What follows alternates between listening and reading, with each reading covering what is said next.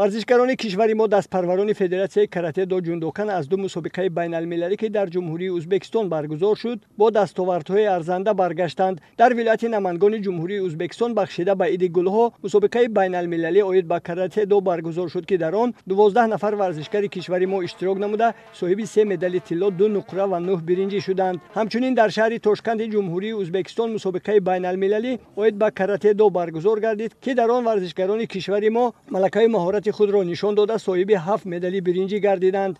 هنگام بازگشت این ورزشکاران را مسئولین ساحه ورزش، سابقه‌داران و والدین ورزشکاران گرم و صمیمی پذیرایی کردند. گفته شد که محض نتیجه توجه و غمخوری‌های حکومت جمهوری تاجیکستان نسبت ساحه ورزش است که امروز ورزشکاران کشور ما در مسابقه‌های بانفوذ اشتراک نموده ملکه مهارت خود را نشان می‌دهند و شرف و آبروی کشورمان را بالا می‌بردارند.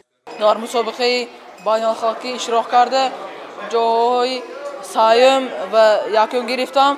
من می‌خواهم که این دفعه در این مسابقه اشتراک کرده جاها یکم گیرم. من نمین نمودی کراته بسیار دوست دارم. میخوام آنده ورزشکاری خوب شم.